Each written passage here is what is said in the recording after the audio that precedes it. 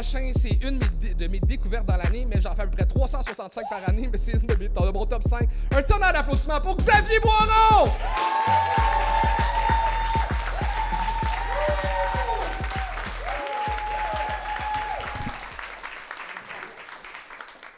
Je veux juste commencer en disant non, c'est pas moi. J'ai jamais joué dans une grenade avec ça.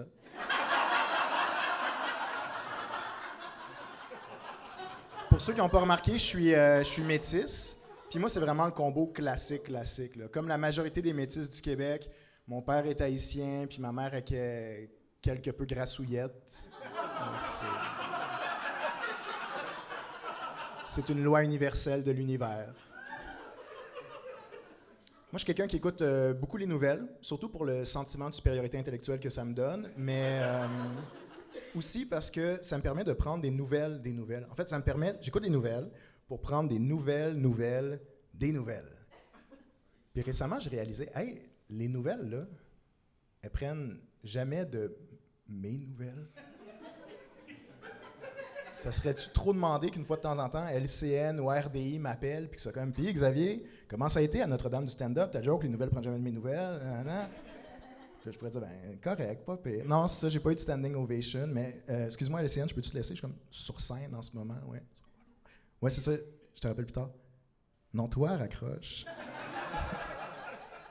Qu'est-ce que tu portes? Ah, cochon.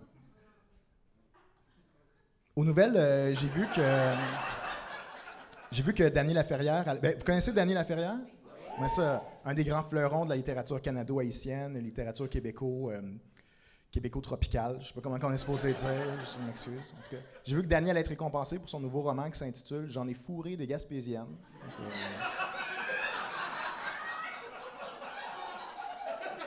Bravo Danny, je ne sais pas quoi dire. Dernière fois que j'ai fait cette joke-là, à la fin du show, il y a une dame qui vient devant moi, elle se présente, c'était l'agente de Danny Laferrière. Mais il n'y a pas de problème, elle m'a dit qu'elle a aimé la joke, puis là, je sais pas trop pourquoi, mais je suis comme banni du salon du livre. En tout cas, au printemps, j'ai été engagé pour animer un show dans une université, c'est pas important laquelle, là. Fait que je débarque à la station Berry-UQAM, puis... une des organisatrices vient me voir et elle me dit hey, Xavier, au début de ton animation, on veut que tu fasses une reconnaissance territoriale. Puis moi, j'étais comme qu'est-ce que c'est une reconnaissance territoriale? Puis elle me dit on veut juste que tu dises qu'on est sur un territoire autochtone non cédé puis qu'on est solidaire avec les Premières Nations. Puis là, elle a bien vu que j'ai rien compris et que j'ai grandi à Blainville. Fait que ceci explique cela. Fait qu'elle me l'a expliqué dans des mots que même moi, je suis capable de comprendre. Elle était comme tu sais, Xavier, les Autochtones. J'étais comme ouais, ça me dit de quoi? Elle était comme OK, ici c'était leur maison, on l'a volé puis c'est pas correct. J'étais comme, OK, mais ça veut-tu dire qu'ils peuvent venir voir le show gratuitement? On le fait quand même chez eux. Là, elle était déçue. Là, elle trouvait que c'était niaiseux, mais elle me l'a encore bien expliqué. Elle dit, ben non, Xavier, les reconnaissances territoriales, c'est des paroles, pas des actions. Non. Comme dans la fameuse expression, les actions s'envolent, mais les paroles restent. T'sais. Fait que je leur ai dit, non, c'est un vrai dicton. C'est Socrate qui a dit ça, je sais pas quoi. Fait que j'aurais dit ça va me faire plaisir de ne pas la faire, la reconnaissance territoriale. Puis je vous explique pourquoi. C'est que toutes les personnes sur le comité organisateur, c'est des personnes blanches. Puis c'est pas un reproche, là, c'est pas leur faute, on est de même. Là, c'est pas tout le monde qui a la chance de... En tout cas. Puis tous les artistes sur le show, à part moi, c'est des personnes blanches aussi. Puis j'étais comme, hey, pour vrai, guys, là-dessus, cette culpabilité vous appartient. Je ne voudrais pas vous en déposséder. T'sais. La dépossession, c'est comme un peu plus votre modus operandi. Fait que, je me demande si j'en fais, ça serait-tu de l'appropriation culturelle? La question se pose. Mais c'est qu'on a tous vu ce qui est arrivé à Robert Lepage il y a une couple d'années quand il en a fait. Fait que no fucking way, dans le fond, je veux pas en faire. Puis c'est pas que je suis contre l'appropriation culturelle, c'est juste financièrement, je peux pas me permettre d'en faire. T'sais. Le jour où je vais être millionnaire, je vais pas le crier sur tous les toits, mais il va y avoir des signes, notamment le fait que je vais constamment me promener avec un sombrero, puis je vais parler avec un accent asiatique caricatural. Ce sera les petits signes, les petits breadcrumbs que je vous laisserai. Mais en vrai, je ne suis pas ici pour vous faire des jokes. Je suis ici pour vous annoncer, en grande primeur, que je commence ma transition vers l'extrême droite.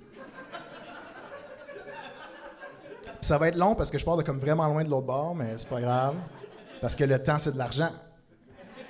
Fait que c'est ça. Pour moi, c'est fini la kombucha. Maintenant, je bois juste du Monster. J'ai aussi dû canceller mon abonnement à Communauto. Fait que là, je me magasine une Tesla, mais pour la convertir au gaz. C'est mon projet pour l'hiver. Puis aussi, j'ai commencé à appeler la police chaque fois que je vois 3 jeunes noirs qui font du... Dans le fond, peu importe ce qu'ils sont en train de faire. Là. Who am I kidding? Puis j'ai commencé à m'intéresser aux intellectuels de droite aussi, pour nourrir ma démarche. Puis notamment Mathieu Bock-Côté, peut-être le meilleur de la gang. On s'entend tous là-dessus. Puis je tiens à dire, moi, je suis d'accord avec tout ce que Mathieu Bock-Côté a dit ever. Et Dieu sait qu'il en a dit des affaires. Puis je suis d'accord avec tout sauf une chose. Il a dit qu'il y avait seulement 2 genres, et ça, c'est absolument faux. Là. Tout le monde sait qu'il y a pas mal plus que 2 genres. Médiéval fantastique, science-fiction, livre dont vous êtes le héros. M'amener, là, tu sais. Puis, il n'y a pas juste la droite politique ou identitaire, il y a aussi la droite économique. Puis, j'essaie de muscler ce muscle-là aussi. Fait que pour me renforcer ça, j'ai commencé à magasiner chez Walmart. Puis là, jugez-moi pas, je vais pas là-bas si souvent que ça. Je vais chez Walmart aussi souvent que je vais voir Cavalia. Aux 2 semaines, là, comme n'importe qui. Et chez Walmart, j'ai découvert quelque chose d'extraordinaire qui, je l'espère, vous convaincra aussi de glisser vers la droite économique avec moi. J'ai découvert ceci. Chez Walmart, j'ai acheté 20 paires de bas blancs pour 20 $. 20 paires pour 20 $. On s'entend, dans une coopérative de solidarité de Rosemont, t'as pas un exceptionnel rapport qualité-prix comme ça, là. Non, dans Rosemont, pour 20 $, t'as genre un tout petit cappuccino au lait de pivoine, avec un demi-biscuit matcha zucchini. Get out of here! Non, veux pas, la meilleure paire de bas blancs bon marché, c'est le capitalisme sauvage qui nous l'offre. Actually, non, c'est ça. La meilleure paire de bas blancs bon marché, c'est les enfants du tiers-monde qui nous l'offrent. Ils sont tellement talentueux, ces enfants-là, et le capitalisme raffole du talent. Ils sont bons dans tout. Ils sont bons dans le textile, ils sont bons dans les mines aussi, pour creuser avec leurs petites mains. Ils sont bons à Fortnite. Ça, c'est ce que je dirais s'il y avait accès à l'électricité et l'eau potable. Non, mais talentueux comme ils sont, une crise de chance qu'ils ne savent pas lire ni écrire, sinon il n'y aurait pas beaucoup d'humoristes qui seraient ici à soir. Là. On va tous perdre nos jobs. Je peux pas vous laisser là-dessus. Il faut que je fasse une joke normale. Que dirait P.A. Méthode, tu sais. OK. Hey, c'est-tu moi ou... Avez-vous déjà remarqué les bisexuels, là? C'est comme le gaz carbonique. CO2.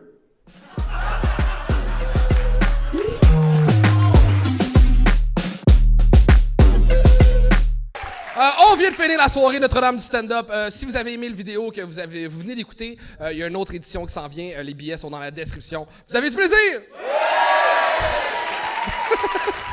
Je m'haïs en ce moment.